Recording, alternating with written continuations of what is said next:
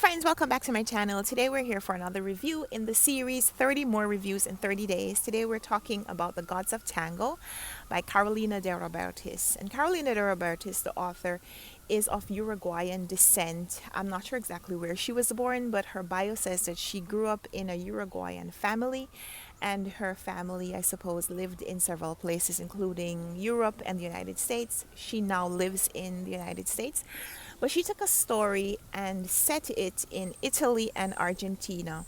And she's telling the story of tango, the music and the art form, how it has morphed, how it has evolved into becoming the thing that maybe we now recognize, how it started off different, and how something can change and become even more of itself as it changes. So she takes that art form, she takes tango and reflects it onto the lives of human characters.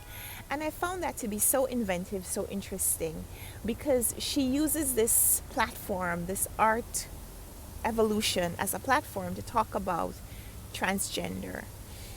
So we're reading the story of a young woman named Leda who marries her cousin. I'm sorry.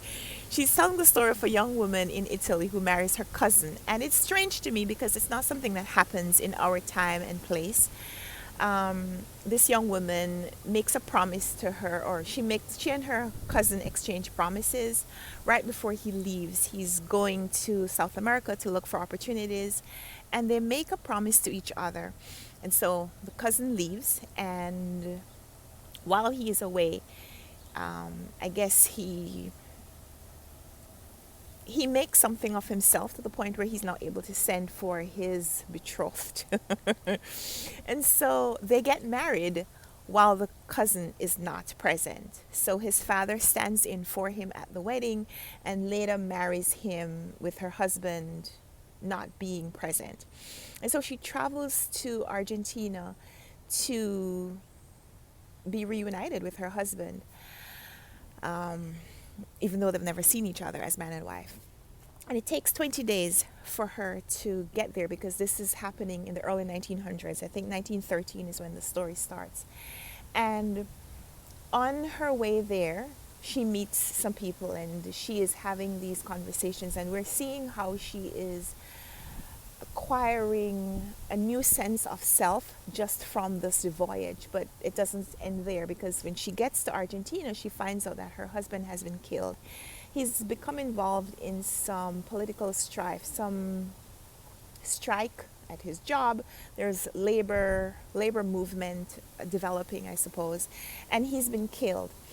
And at the time, she's 17 years old, far away from home. She's 20 days away from home, but also she's in a place where women are not, they're not revered. I don't want to say they're not valued, because they do have commercial value, but it's a place that's dominated by men, dominated by male power. And so she makes a choice that she will stay there and reinvent herself as a man. And so I don't want to give too much of the story away, but the premise of the story isn't what you expect it to be in the first few pages, because there are lots of other storylines happening. There is transition and transformation happening in lots of ways. But the way the author takes this story of a woman choosing to hide, but hide in plain sight, and eventually acquiring the trappings of the thing that she fears, almost becoming the thing that she fears, to the point where she becomes feared herself. The author takes a lot of themes, a lot of powerful themes, and incorporates them into this narrative that is at once arresting. I don't know how to describe this story without gushing. It's not completely a gush for me, because it's not necessarily my favorite thing to read about. But I feel like the author treated this topic with such like respect for transformation, respect for what things are, respect for motives, respect for power in its raw sense. There's a lot of sex and sexual references in like the second third of the book, which I didn't necessarily care for. I felt like the story could have been, I felt like it could have been complete without that. But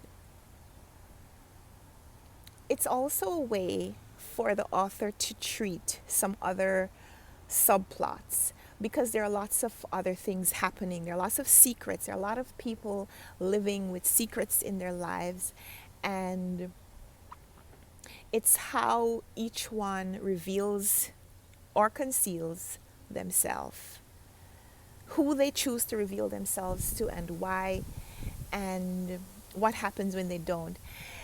What I also really enjoyed about this book, and I'm not going to be able to give you details, is how the author ties up things in the end, where she takes stories that could end, but she gives you a little bit of a continuity, letting you see how all the characters almost, how they all evolve in some way. And so I really enjoyed this book. I really enjoyed this book for what it is. The Gods of Tango by Carolina de Robertis. I was reading this with Doris, and I shouldn't say I'm reading it with Doris. Doris and I started a project. Doris from All the Books. She and I have been reading this list of recommendations by Jacqueline Woodson. So this is one of the books that we have on our list to read and discuss. I haven't yet discussed it with her, so maybe I won't post this video right away, but maybe I will, just to let her know, listen, Doris, I'm done. It's time to get reading. But I really enjoyed this, and if you're looking for a book to pick up for Latin Exathon, I think this may be an excellent choice, because Latin Exathon, I think is celebrating the gender non-specific Latin heritage. And this book is as non-gender specific as you can get, even honoring the Latin roots. Again, an author who is from one country paying homage to other countries, really describing the gift that music is, and honoring the story that is possible from music. So I really enjoyed a lot of elements of this book. Like I said, it wasn't a complete 5-star read for me, because there were elements that I don't necessarily care for included.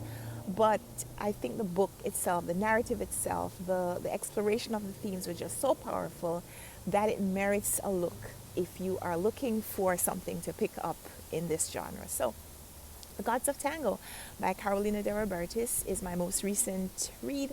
I would love to hear from you if you've read this book, if you want to pick it up because of something that I said. Would love to chat with you in the comments. Give this video a thumbs up if you liked it. Subscribe if you want to see more. Let's chat down there. And until next time, happy reading. Bye.